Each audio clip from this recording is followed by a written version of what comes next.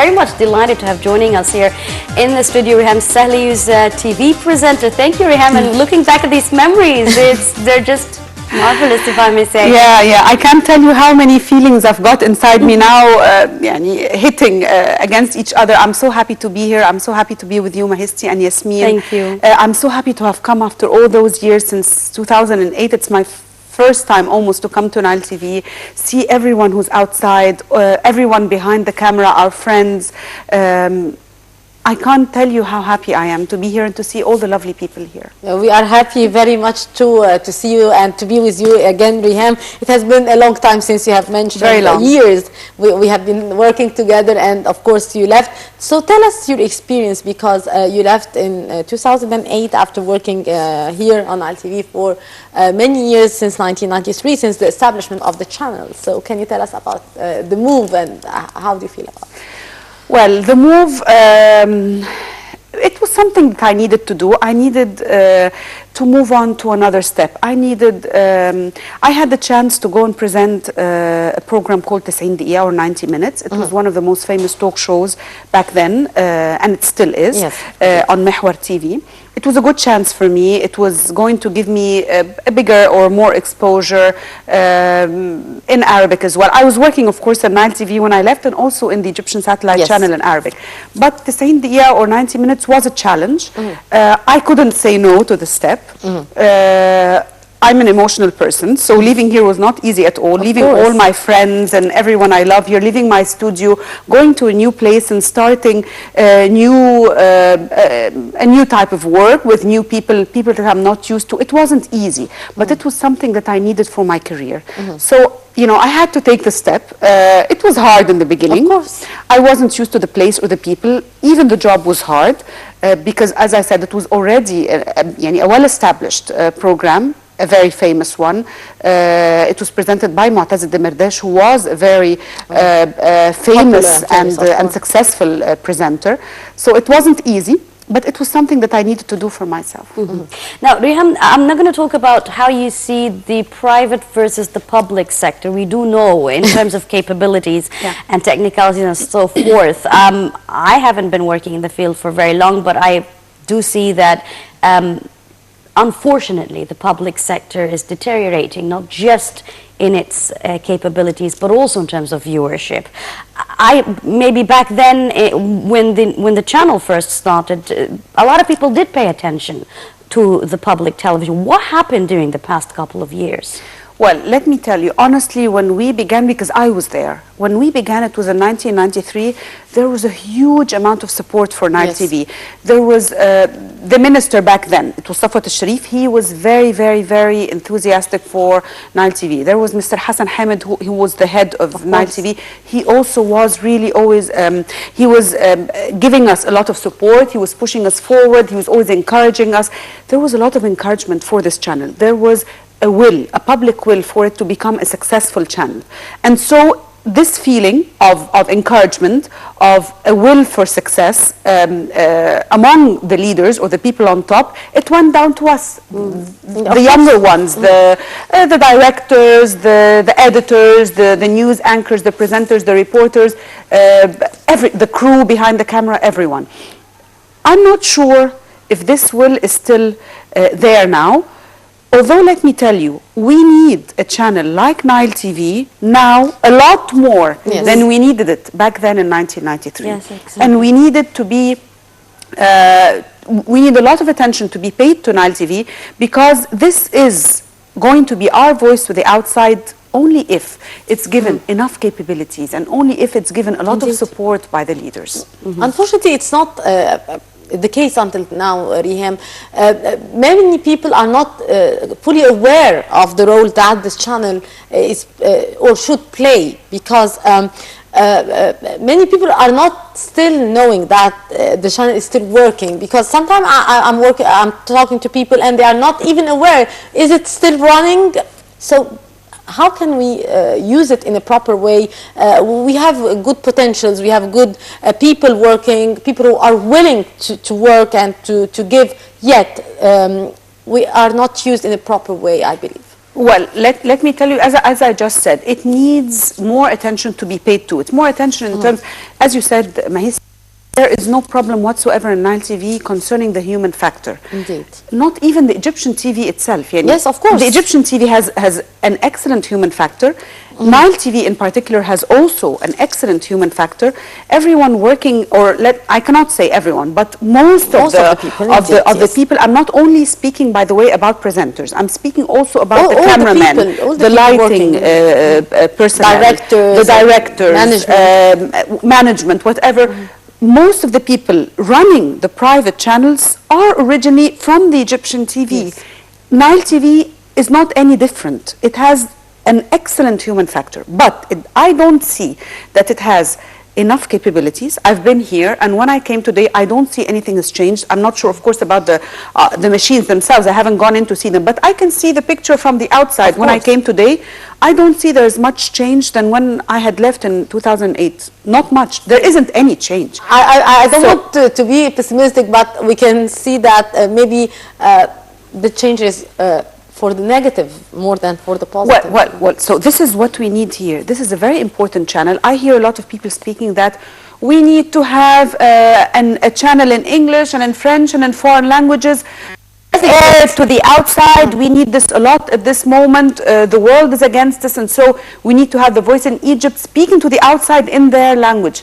When people say this, I really get so let down and upset. Yes, well, they should pay their bills for Harvard before deciding to take it off from there. You know, but the thing is that I want to also know from you the fact that people have this sort of barrier between them and the public television in terms of possibly the agenda that they follow. I'm not going to talk about human resources because that is, without question correct.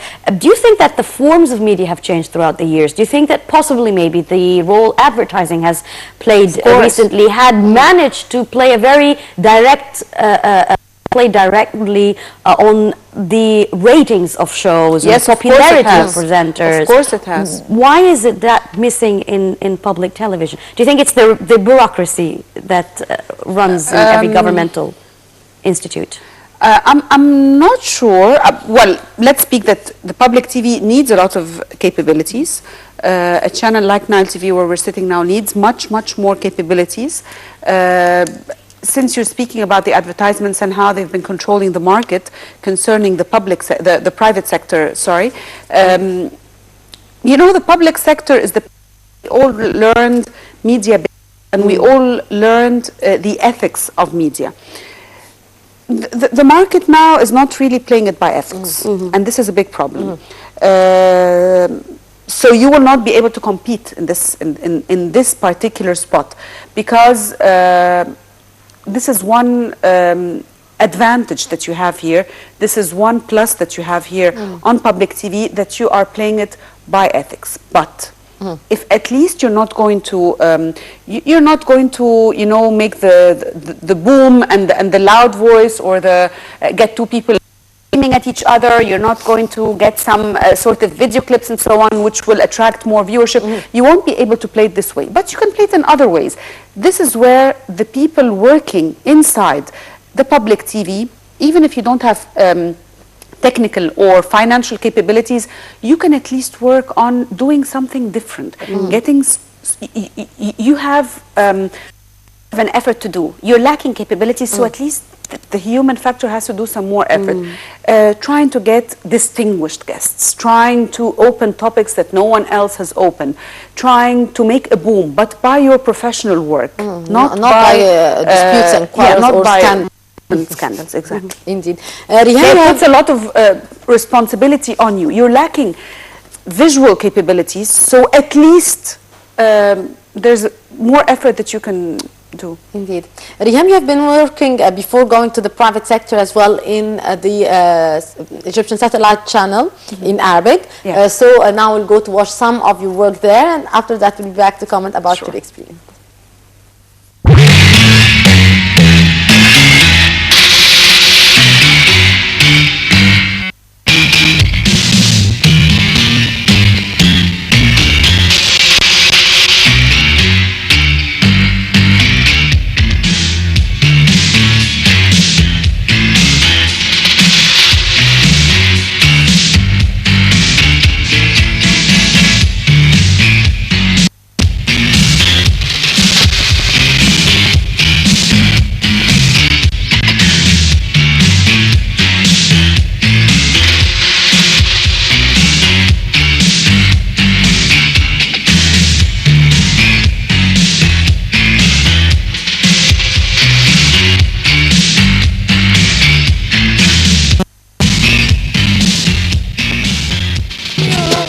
وانا اتخيل لقانا كيف لين اليوم ارتب وش بقوله كيف لين اليوم وانا اتخيل لقانا كيف لين اليوم ارتب وش بقوله كيف ولا اقدر ابتدي من وين ولا ادري عمري يكفيهم.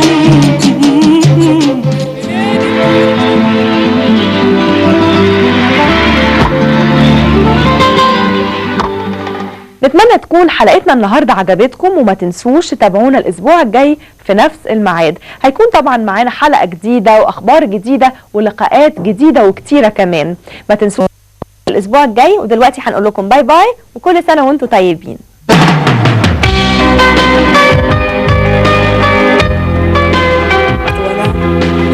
And welcome back. Memories. That's such an old clip. Yes. Such an old clip. I was pregnant here. Now, Riham, I want to ask you something also again. During the past 10 years, while all the eyes were the private sector and the talk shows and the booming and breaking the taboos and so forth, nowadays it's not up to that anymore. It seems like there's also a decline in the viewership to a certain extent to the talk shows, and as if people again, they want to change and they're moving into something different. Maybe social media is taking in control, reality television shows so there's still again another move in the private sector. How do you evaluate the current stance of the private sector since you've been in there, actually see what's happening behind the scene? Okay, let me tell you something. I'm not sure if the people are bored or they've had enough or they're fed up with the political talk show, or if they have been bored or fed up. The performance of some of the presenters, and so they decided to let it go with everything, all of the shows. Because when I speak to people, no, they are still interested in what's going on at the political level in Egypt. Indeed. They are interested. Because it's affecting when you their speak lives. to people around you, don't they speak to you still about politics? Yes. Of course they do.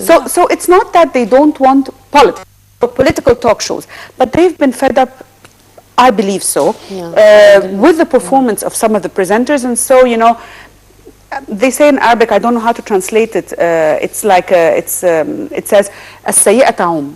It's like the bad performance or the bad things, they are usually generalized, you know. So they start saying, no, the talk show is a headache, I don't want to watch it.